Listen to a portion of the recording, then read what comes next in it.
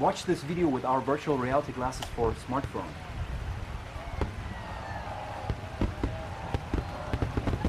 virtualvizor.com.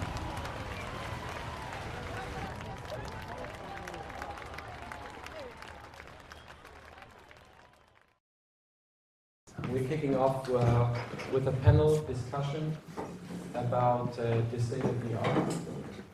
First of all, thanks for being here so early in the morning on Thursdays. We were wondering who's coming and which shape the people might be. I'll introduce the moderator of the panel. It's Hubert Gertis. He's from, is it Berlin? Yeah. Yep. It's Berlin. Working within media and tech at least 20 years and being an interim manager dealing with media and tech. And so I'll take it from here, Hubert. And have fun, guys. Hello. Well, thanks, Patrick. I'm now feeling as old as I look, which might have something to do with the early time we're sitting here. Thanks for coming by. We have a nice little panel here about the state of VR, and to really understand the state of VR, we start with Frank here, Professor Dr. Frank Steinicke, but he just told us we can call him Frank. Who will start with a really interesting deep dive into where VR is coming from, because what we see right now with all the things going on with the Rift and the Gear and the Vive and whatever, it's not coming out of nowhere. There's actually a very long history of things happening in this area. After that, we have a hopefully a nice little discussion about the state of VR, where it's heading and where we are right now and where it's heading. And I will introduce everybody later on, but right now, Frank, it's your stage. And maybe a quick word to Frank, because he's like a professor of human-computer interaction, which probably is one of the most exciting fields in terms of VR right now. Yeah, and the microphone.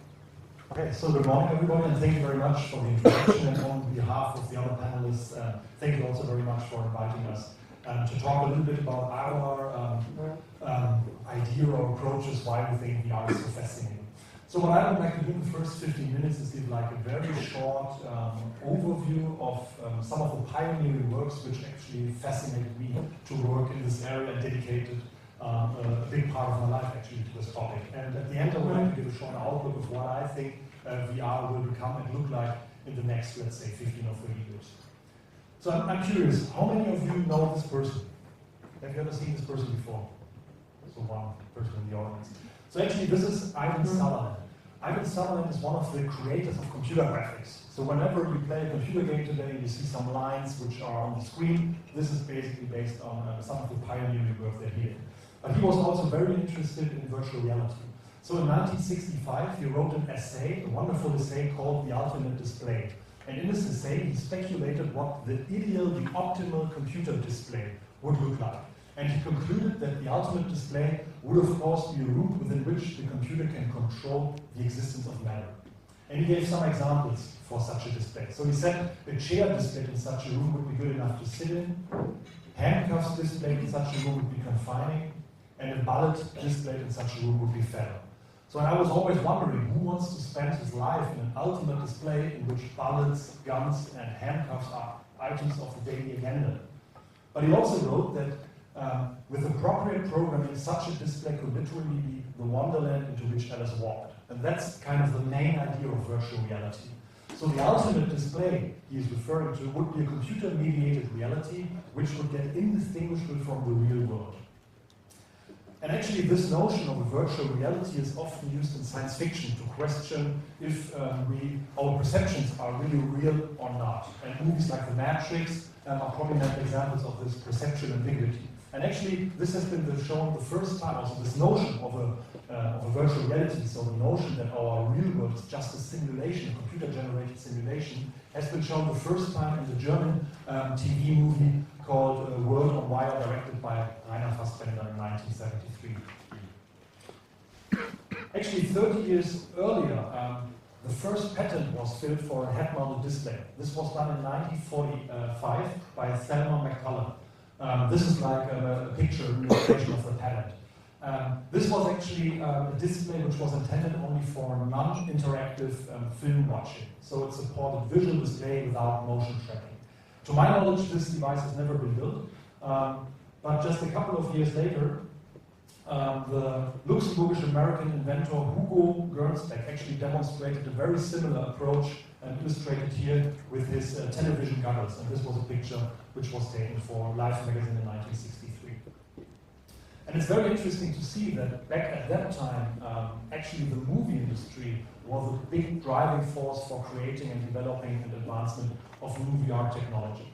Around the same time as Gernsback's TV goggles, the cinematographer and filmmaker Morten Heilig actually was one of the pioneers in VR and extended these ideas of Hugo by introducing the first real multi-sensory cinematic experience, which was called the Sensorama. Who of you have heard of the Sensorama? So one, two people. Okay, so the Sensorama, as illustrated here, the idea of Morten was to introduce the cinema of the future. So this was like a multi-sensory experience in which the user could, for example, experience 4 different kinds of rides, like a car ride, as illustrated here in the desert. And beside the visual display, there was also like acoustic feedback as well as vibrating feedback on the wheel. And what you can see is like additional wind feedback. And so the main idea was that a user could basically pay like a top in $1 or something like that, and then experience like multi-sensory 5 minutes VR ride. And the first actual prototype of a VR system as we know it today was introduced actually by Ivan Sutherland, the person who wrote the wonderful essay, Ultimate Display. 3 years after his essay, he was actually able to build the first prototype, later called the Swirl of Damocles, which is illustrated here. So what you see here is actually the first augmented reality display which has ever been built. So here the user, or this is Ivan Sutherland actually wearing a semi-transparent screen. You see some electromechanical tracking which tracks the motion of Ivan, and then he was able to display this wired cube, as you can see here, in space, and was able to explore it from different sides in stereo while having real motion tracking here. I became in contact with VR 25 years later after basically he introduced this prototype. That was at the beginning of the 90s in Berlin in the Cyberspace Cafe. So that was around the first VR hype, which was pretty dominant in the US and in the UK, but also here in Germany you could experience already a hype around VR technology. And in the Cyberspace Cafe, so I was a teenager around that time, I was able to test one of the virtuality machines, or at that time they were called W Industry machines, named after their inventor Jonathan Warren, who was a UK English person. So back at the time in the 90s, actually, people thought we have to give these kind of machines names which really sound like the future. So I had the chance there to test the, what was it called, Cyber 1000 CS. So that was the name of this machine. And I paid like 5 D-Mark, Deutsche Mark back at that time, and I could play a game of Decktime Nightmare, which is illustrated here. So this was a very prominent game at that time. You see this Escher-like world in which you have a checkerboard platform. All these platforms are connected with stair-based constructions. But it contained basically all the experience that you have today with VR technology. It was stereoscopic rendering, motion tracking, was a game, network was enabled, and we had 3D sound, and so on.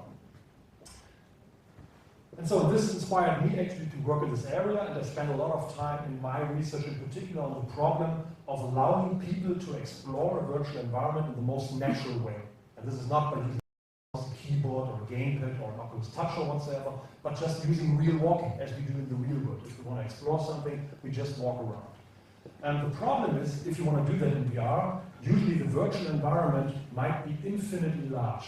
So this might be like a city model or maybe the entire universe. Whereas the place, the area, the region where you can walk is usually your living room or maybe a laboratory is really confined. So that's why we explored a concept called redirected walking. So which is illustrated here. The idea is, can we make users walk on circular paths in the real world which derive from the paths that they actually believe to walk in the virtual environment. So which is illustrated here. A user wearing a head-mounted display is actually walking in the physical lab space on a circle, whereas in the virtual world, in this case, he believes to walk, for example, straight infinitely. And we did a lot of psychophysical experiments in order to find out how much we can actually trick a user. And research in VR around the time was not that easy as it is today. One of the biggest problems at the time was that the technology was really crappy in the 90s. So we had really bulky head-mounted displays. You needed like super complicated silicon graphics machines in order to display something to the virtual world. The resolution of the displays was really unacceptable. The latency was enormously high. So whenever you were such a display after 60 seconds, you feel immediately silent. So that was really not an easy time. And at the time also it became clear that all the VR experiences which were available around the 90s did not really satisfy the user needs. So users were really frustrated after using VR technology.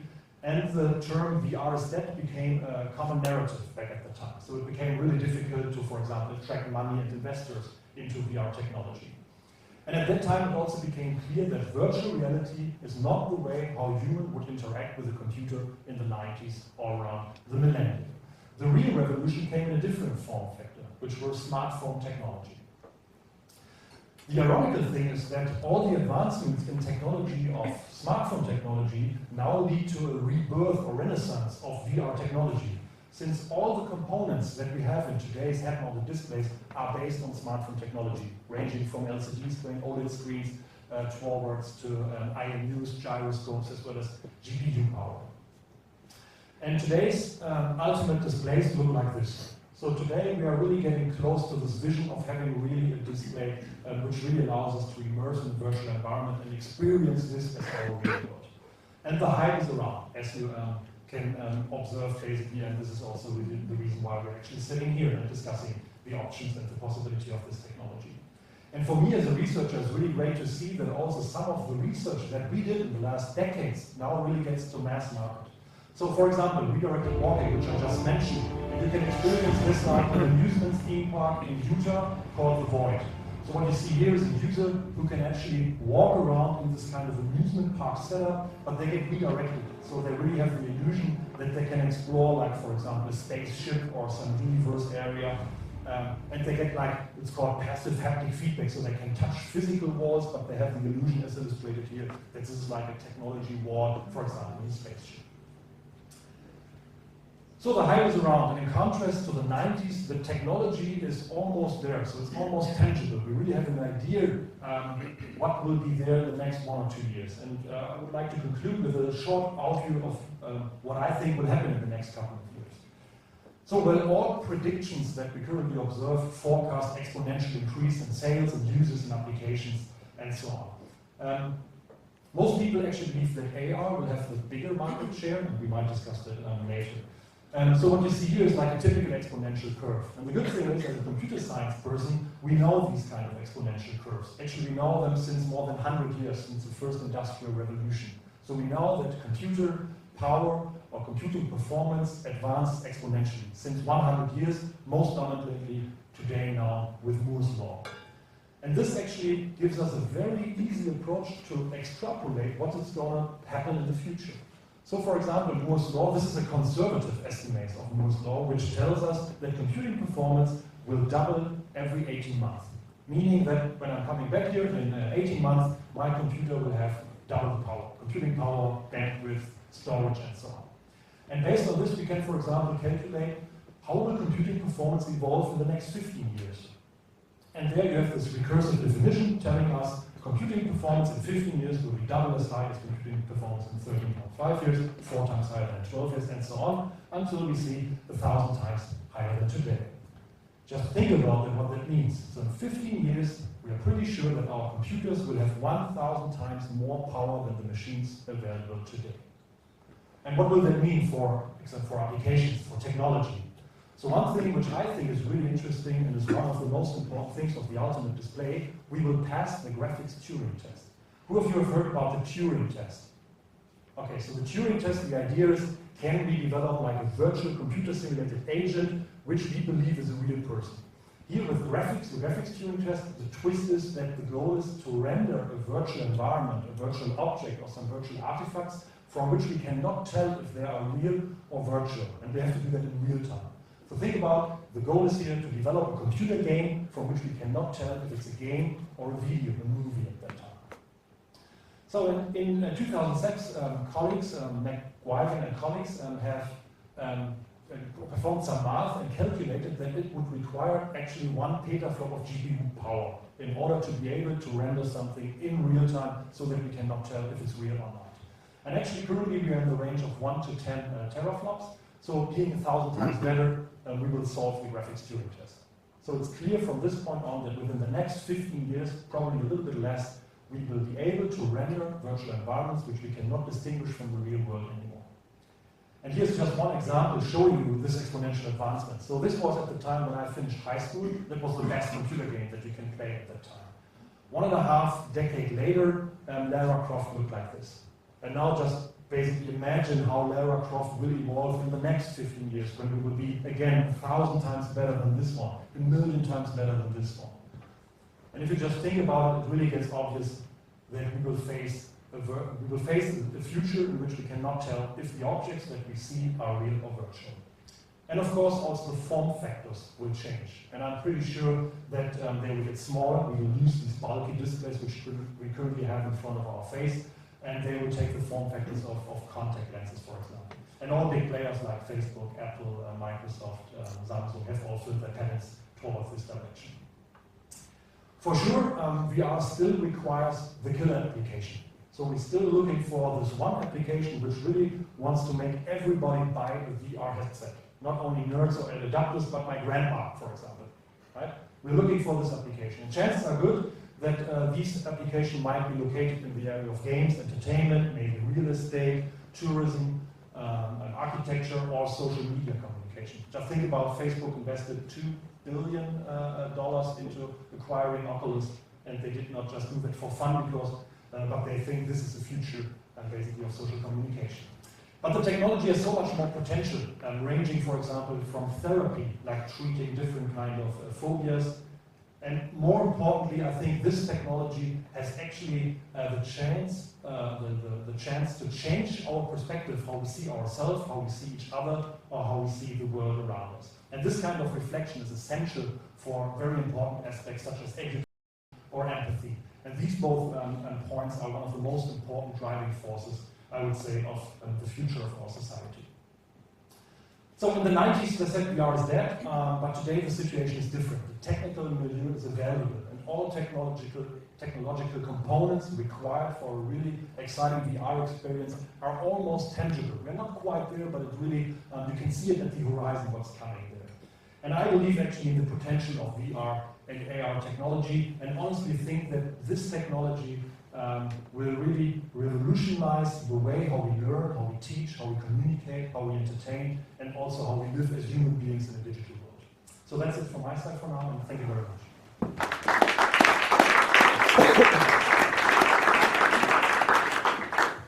Well, thanks a lot, Frank. I sensed a certain threat in your presentation, and it started with Hubert Gertis, who, if you're into science fiction, one of the biggest awards you can get as a sci-fi author is the Hubert Gertis Award. And later on, you went to the cyberspace cafe, which is obviously a term coined by Ethan Neil Stevenson and William Gibson. And the same things are happening in the VR world as well. So you have people like Ted Williams with the Other Lens series, which is fantastic. I can highly recommend it. Or Ernest Cline with Ready Player One. So there are many, many things going on with a narrative which probably shapes a little bit how this new technology is going to, well, infect over it or do something with it. And if we talk about the state of VR, there was a couple of things. So many, many things are happening in the future, and that's a little bit like in the 90s. So it's still a thing of the future, and it definitely looks like future, what's going on there. But the difference between the 90s and now is probably that the things are feasible, because if you looked at those contraptions you showed, it's probably the, what was like the VR thingy, 1000MX, I don't know. It's probably not something you want to put into your living room, but that's not getting a little bit different.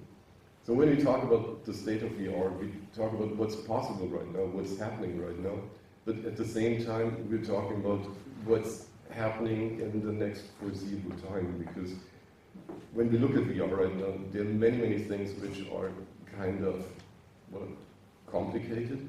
So if you take a headset off today, it's not as bad as those step-in things, which weigh something like 3 tons, but it's still not as easy as putting out your phone and jump you into VR.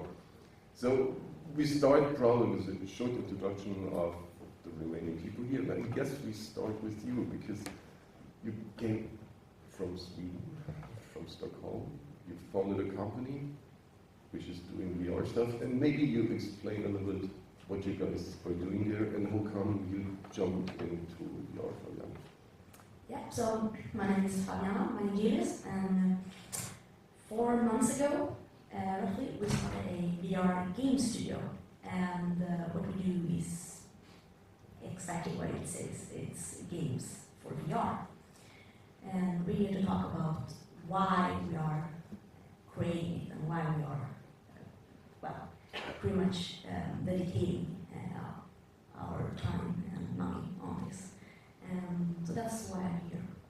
And as your company is called SVR Vive, it probably has something to do with one person.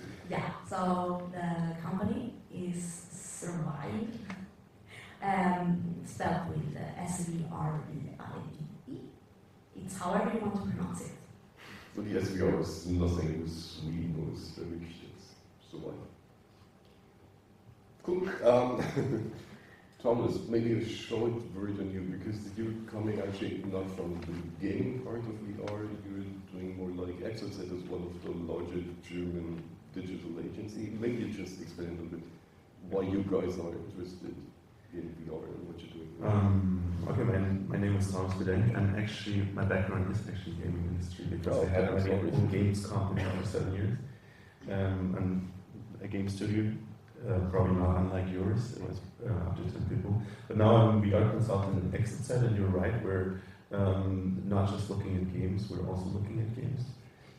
We create VR showcases for companies like Volkswagen. We work on point of sale solutions, for example, for Schweizer, we just created something.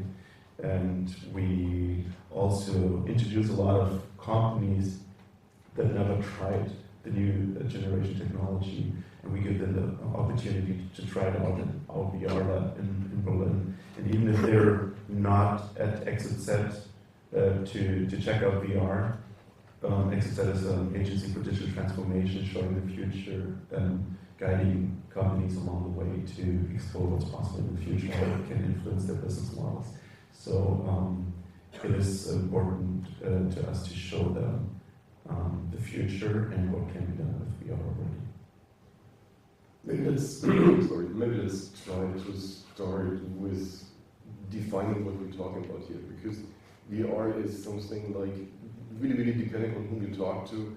It starts maybe with 360 video on Facebook, or maybe it starts with the Google Cardboard, or maybe it starts with some of the real head-mounted displays. What's your opinion on that? Is 360 degree, as we're doing it here, is this already an important part for VR or a building block? Yeah, asking me. It is a building block. The question, is it VR? And is it VR as in a matter of what is going to define the medium? I say no. It's a building block because right now a lot of the headsets, cardboard, Gear VR, isn't even capable of tracking my position. So as long as the devices that play VR are not capable of tracking my position, I can't change it anyway. I could with a controller, but that's not a good way to do it. And that's what, as long as that state is true for the playback devices, it's okay to capture with a static position in space. But as soon as we look at VR as what the medium will offer in the future, in the near future, I think VR is a lot about interactivity, and it's a lot about being social. It's a lot about being in a room. If you are in a room, of course, you want to be able to move around in the room, and you don't want to be moved around. So there will be a place for 360 video. It is very important for transitioning. It is also a very interesting way and a new approach of telling some stories. It's not going to be the next cinema. That's my opinion, of course. The medium will live in a lot of different areas. Entertainment is only going to be about 30% of that, and it won't be a passive medium from my point of view. So I would like to add something. So I totally agree. Would like to add my research perspective on that. Since there was already, like in the 90s, a very good research paper written by Paul Milgram, which was called the Mixed Reality Continuum. And there he actually explained very precisely the difference between virtual reality and augmented reality, for example, and also 360 videos fall into this category. So the illustration is very easy. Just think about a line, and on the one end there is the real world as we know it, and at the other end there is a totally, completely virtual. And all in between is just called mixed reality. And in the mixed reality continuum, you might have like augmented reality, where you have a real world view, which you just extend with digital information. There is also something called augmented virtuality, where we have a predominantly virtual world, but where you just add some real world information, like a video of a real person, for example. And the most essential point for this entire continuum are three aspects, which means you have to have a real space in terms of, it could be concrete or abstract, but it's important that it's three-dimensional. The next aspect is real interaction, so you must be able to interact with object, and real exploration, meaning you are able to look around but also to move your head. And 360 videos do not support at least the one real exploration, so you're not really able to move around in a natural way. And that means 360 videos do not really fall into this continuum, but of course you can use technology of this continuum, like a head-mounted display, to explore 360 video. So this is kind of the research perspective, which kind of classifies all these terms in a corresponding taxonomy. Maybe to you, Faviana, because you guys started a VR game development company. And one of the fascinating things about games, of course, is this total immersion. So people are really, it's not like watching television, it's running somewhere and you're not even really watching. It's, you have to play it because otherwise you're out. What made the difference for you saying, I want to do it in VR? Because it's even more immersive, or what's your take on that? Yeah, definitely. It's, for me, as a gamer myself, it's really fun playing on a flat screen than actually being inside of the game world itself. It makes the whole difference. Maybe a question to the audience. Who of you guys already had some VR experience? Okay, who owns a headset, a head-mounted display? Okay, and who's using it on a daily basis? Okay, one is left. If we talk about the state of VR, one of the things we probably have to talk a little bit is the latest sales figures which were going around. Where essentially, I guess was for the Vive saying it was like on Steam, it was like 1.whatever% of the users finally bought a head-mounted display, and it's kind of flattening. And with the Rift, it's not really completely exploding. It's not like every Facebook user has pre-ordered the Rift.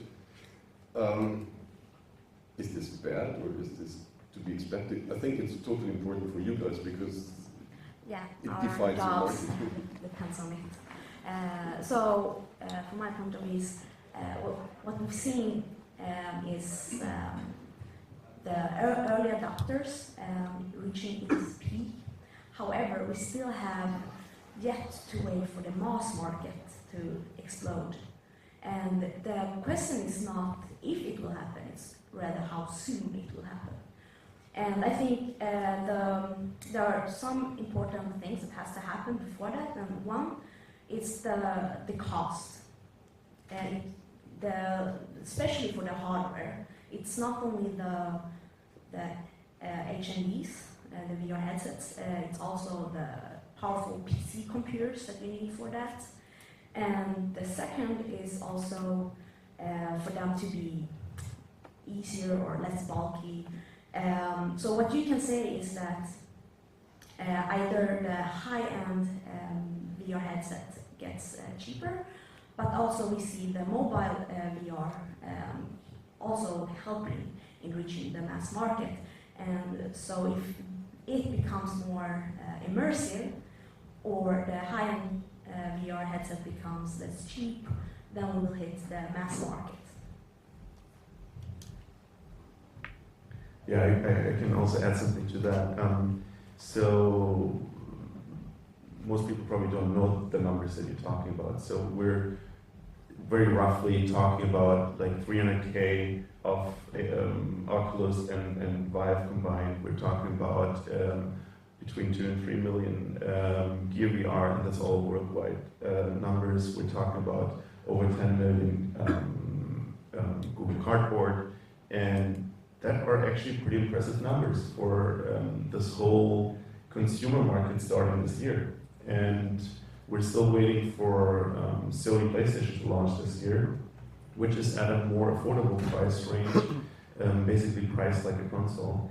And that will estimate, say, they within the first year, or some say even until the end of the year, they might have 2 to 3 million sold on that. Which, if you look at PlayStation, they have over 40 million PlayStation sold worldwide. That is a realistic adoption rate. And like you said correctly, as soon as the price comes down, and we saw Frank's statistics, and that proved over and over, so in 2 years, everything that we have right now will be half the price. So that won't be a problem. And it's coming sooner than a lot of people think, if we also have the good content. And if you look on that side, almost no platform in the gaming industry launched with this many titles. I mean, if you look at PlayStation VR, there will be over 50 titles at launch, and even the PlayStation 4 itself didn't launch with that many titles. And you can discuss if it's the same kind of top level AAA blockbuster productions. No, it's not, because the market isn't big enough yet, but we'll see that coming. And right now, it's companies like yours. It's a pretty smart move to position yourself strategically if you have enough funding to last during the first drought. And I mean, you can already make money right now if you create the right title. We saw $1 million of revenue for Rodada, for example, and that's only being sold on the premium headsets. So you can already make money, but you have to keep your budgets small. I think talking about content will be totally important for us here when we talk about the state of VR. But before we go into the content, let's talk a little bit more about this constantly evolving technical landscape. Because one of the things you probably notice if you look at the different levels of the devices and the kind of experience, the kind of first-time experience, if you take it on a Google Cardboard, is like, wow, that's fantastic. And the second time is like, now I know every pixel on my phone by first name. And then you maybe move to the Gear VR, and it's like, wow, that's much better. But then you read something like about exploding S7 batteries, and it's obviously kind of scary if you have a display here, and then you might have something like the lithium battery going bonkers. Then you look at something like the Oculus Rift or the Vive, where essentially always new venues of experience are opening up. But at the same time, like after the third or the seventh experience, you notice there's still something lacking. And there was, I guess it was the last Oculus Connect, where there was a really, really good talk about Oculus, by Oculus CTO, talking about the different problems you have with VR. And it seems like the simple thing is the display, because displays are getting better and better and better. And that's just a matter of scaling, and display technology is almost there. But then we get into arcane things which sound totally simple, like audio, but it gets like a little bit more complicated. And maybe we start talking about display technologies, because this might be something you can chime in. Because in terms of the visual experience you still have. I was standing yesterday in front of the Oculus booth, and two people were standing behind me, and they were just saying, oh, look, that's the Oculus. And yeah, but it's the display is not there yet. It's still lacking. So what's lacking there? How deep have we get into displays? Because if you sit in a Sony IMAX, it's two 4K projectors, so it can be that hard. Yeah. So I'm right. So currently most of the focus in research is on making the displays just better. So one of the most challenging things, of course, getting more pixels into this display. It's fine for my smartphone, and it's driven by smartphone technology, everything that we see, because there I'm basically watching the screen from this distance. So the effective pixel size, the amount of pixels that I see per inch, is here much higher because it's just further away. As soon as I'm getting closer to my head, I can see the pixels. So that's a big problem. But there are currently a lot of startups actually going out. Star VR is, I think, one of the companies who will provide 4K per eye or something like that. So the simple idea, just not use one phone, but just use like 2 phones or maybe 4 phones per eye. So this will just increase the effective pixel resolution. Another big issue that we will still have within the next 5 years, I would say, is that viewing a virtual environment on a head-mounted display is an artificial viewing situation. The problem is, in the real world, we can basically converge wherever we want by basically putting our eyes to the corresponding position, and we can also accommodate, so making sure that we have a sharp image. And in the real world, when I look very far away, my eyes converge to the distance and also accommodate to this distance. If I'm getting really close, they converge to this distance and also accommodate to this distance. In the head-mounted display, we don't have this situation because the screen is always at the same distance. It's virtually projected somewhere else, but it stays always at the same distance. Meaning we converge wherever we want, but we always accommodate on that screen distance, similar to a 3D cinema experience. And this is an artificial situation. And this leads to different aspects so that we perceive, for example, distances quite wrongly in the virtual environment. We perceive motions wrong in the virtual environment. This is not a big issue for games. But this is an issue for architectural exploration, where you really want to have precise experience of what you see. And this will take some time in terms of technology advancement before we can provide something like light field, head-mounted displays, which kind of enhance this real natural or near natural realistic viewing experience. Maybe Faviana, when you do your games development, you look for photorealistic imagery, or it's more like cartoonish characters? Because immersion, I mean, we humans work sometimes in a really, really weird kind of way, because let's say a Disney movie with animated characters, Bambi, can be totally immersive, and something totally photorealistic can be like, yeah, well, who cares, you know? How important is the display? How important is the viewing for you guys? For us, the graphics are very important.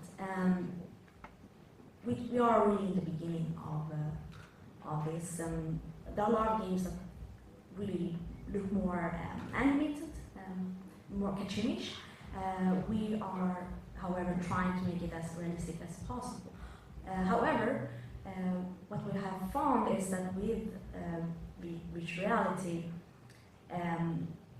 even though it's 3D graphic, it's the brain perceives it as realistic, meaning that once you get into our game, and some other games as well are getting there, is that you can really feel like you are there. And when people talk about after they've been spending time in games, they truly feel like they were there.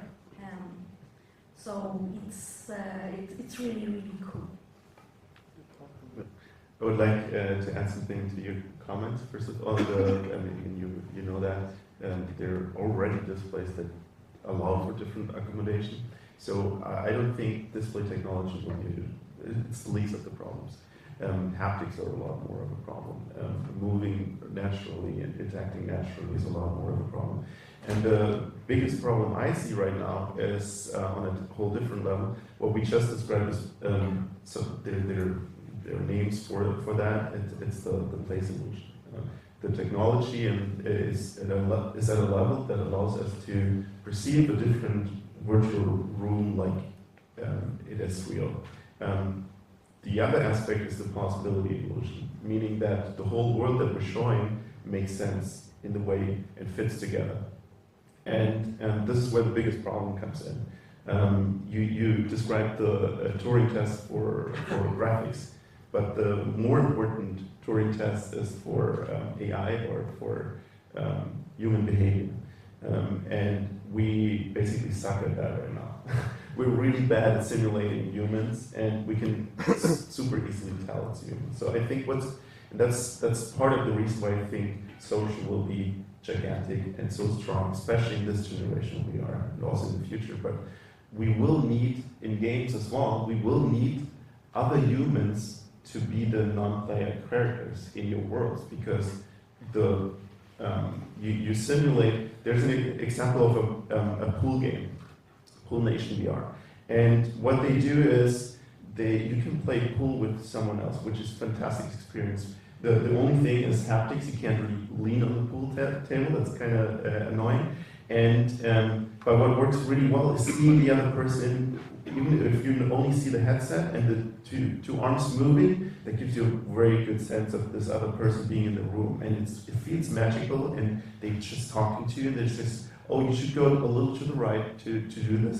It feels very much like playing pool with someone in a room. But then they also have avatars standing in the room, which are basically just standing like this.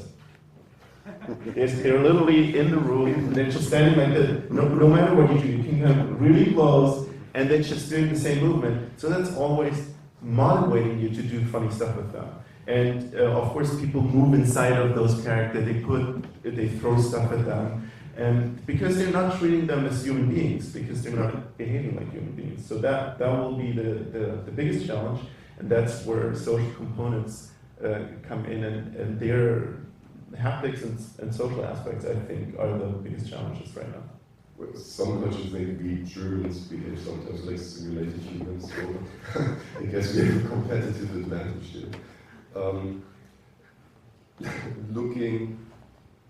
Looking at, as we're in motion and motion sensing, probably that's again something for you, because I guess you decided to work with the life for the spatial reason, or maybe not. Strategically, so when we started 4 months ago, we wanted to have the best, pretty much, and the only reason we started with the HTC Vive was because of the hand controls. So enabling having hands inside of the virtual world makes a whole difference. Plus the fact that you can have room scale. But we are already developing for the other platforms as well. But that was the initial thought. Maybe a question to you, because you're always looking out for what's happening in the technological environment here. I mean, if we go back into the days, there was interesting data gloves, which looked like cyborg enhancement for human beings. You've probably done something you would put into the consumer realm as well. What do you see like in the next maybe year or 2 years coming up there? So what are sort of like different glove technologies, or motion sensing, VR imagery? So what we currently see is already like these different kind of controllers which come with the HMDs, which provide you basically with kind of vibro-tactile feedback. So they use essentially the same components in the smartphone technology, so it can vibrate in your hand and give you a clue of, for example, a collision in the virtual environment. What we're really missing so far is force feedback. So really the ability that I cannot move my hand, for example, through a virtual wall. And of course, there are a couple of research devices for this which provide you haptic feedback, but we will not see those devices in the consumer market and very soon, because they are kind of cumbersome, they are kind of statically located on the desktop, you cannot really move them around. We see a couple of gloves already coming out. This might at least give you force feedback for the fingers so that you can grab something. But again, I really don't, I want to have my real hands. I don't want to have a controller in my hand. I think one of the biggest advantages of the mouse, as we used it, I think, our entire generation for decades, you can just leave it on the table and have your hands available again. If you have a controller in VR, it's not that easy to put them somewhere, because you do not really see your hands and you have to find a real table which you cannot really see. And I observe often, and probably you have seen the same, that in, for example, some of the demos, people just try to put the controllers on a virtual table and they just fall down. So these are not like lazy devices, we always have them in our hands and do not have our hands free, which I think is really a big disadvantage of this technology and hinders really natural interaction. Actually, that is a very, very interesting topic, the interaction, the natural interaction, having hands. And I feel the same way that, I mean, I've given over 100 demos to all ages. I mean, that's, I'll come back to my thought, but I want to add something before we forget.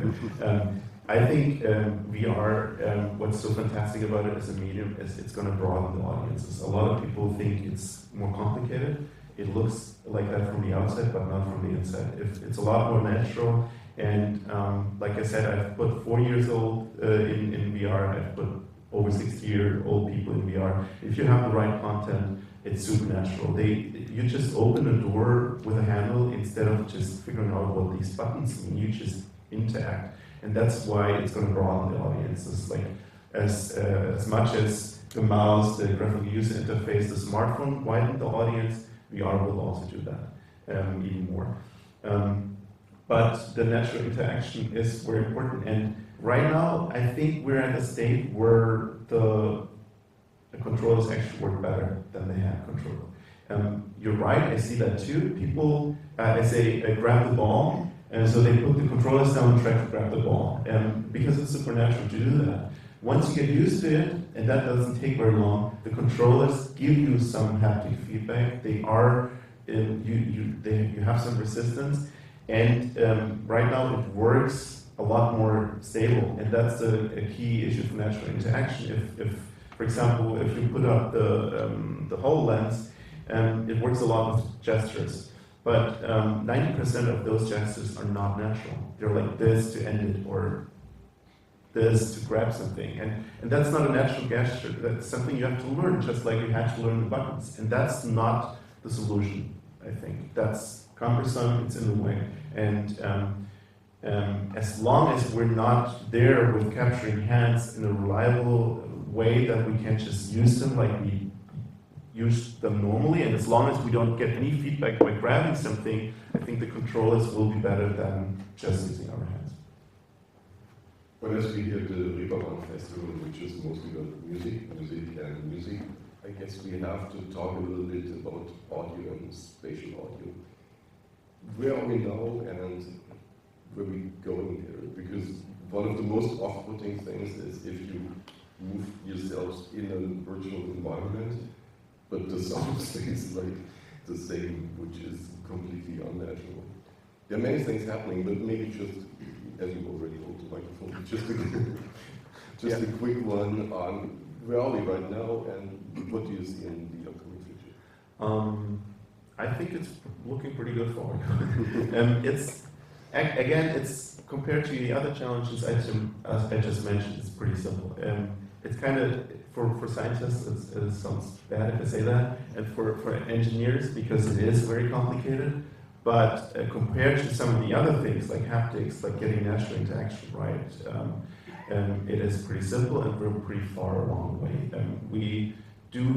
We only need stereo speakers, headphones to get pretty good simulation of the environment. What's missing right now in the game engines is true kind of audio ray tracing, that it actually reflects from the walls, which gives a lot of more of natural, which is also in development already.